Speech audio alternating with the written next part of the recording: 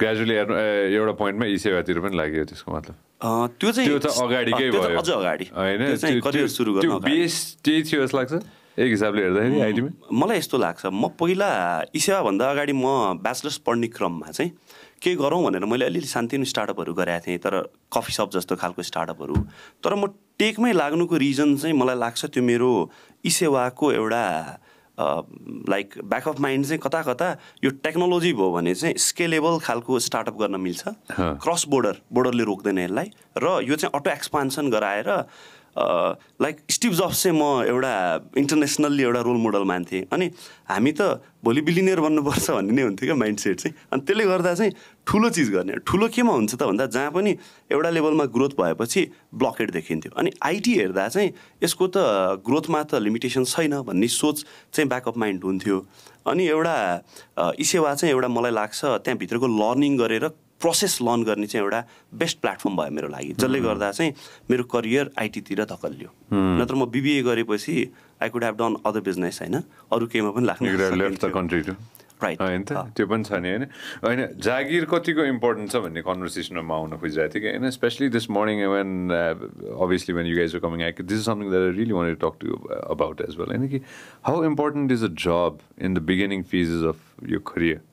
right obviously a lot of friends want to go ahead and start their own business हैन त्यो त छँदै नै छ starting your own business is definitely there right obviously we have to push friends to do that but I kind of believe that working for somebody is also equally very very important I know that's my personal opinion let's get started with that how important that's why मैले त्यसै कारण चाहिँ मैले touch base गरेको थिएँ किनभने ई सेवा एक हिसाबले भन्नुपर्दाखेरि त्यहाँ पनि it was a job and I'm sure it taught you valuable lessons which stays with you till today नि हैन यस्तो छ जस्तै त्यो पहिला चाहिँ मलाई पनि के लाग्थ्यो भने जब भने चाहिँ अर्काको हो बिजनेस चाहिँ आफ्नो हुनुपर्छ लाग्थ्यो तर अहिले पनि म के रियलाइज गर्छु भने त्यो गलत थियो बिकज हामीले जे भिजन एउटा बनाउँछौँ नि त्यो भिजन मिट गर्नको लागि चाहिँ हामीसँग काम गरिरहनु भएको साथीहरू जो स्टाफ हुनुहुन्छ उहाँहरू पनि स्टेक होल्डर हो which means they are also part of entrepreneur जस्तो लाग्छ इकोसिस्टम हेर्दा अब जस्तै आज सुन्दर पिचाईको गफ गर्ने हो भने he is a billionaire practically but he is doing a job नि त तर गुगललाई त अब कहाँ पुऱ्याउने अल्फाबेटलाई कहाँ पुऱ्याउने भन्ने त हिजो ल्यारी र सर्गेलाई चाहिँ जहाँ पुग्न जति टाइम लागेको थियो त्यो त 2 वर्षमा एउटा लेभलमा त्यति नेटवर्क उसले जेनेरेट गरिदिइसक्यो भने यो जबबाट चाहिँ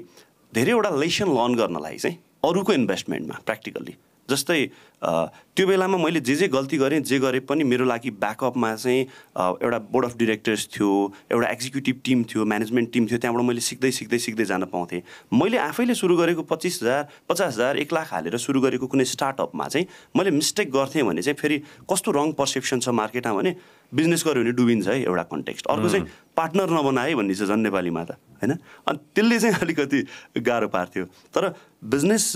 ब्याकग्राउन्डभन्दा अगाडि जब गरेपछि चाहिँ अलिकति धेरै लेसन्सहरू चाहिँ लाइक कसरी डिल गर्ने मान्छेसँग नेगोसिएसन कसरी गर्ने यी सबै चिज चाहिँ अन द जब ट्रेनिङबाट सिकिन्छ जस्तो लाग्छ त्यो भएर that should play a very important role जस्तो लाग्छ मलाई चाहिँ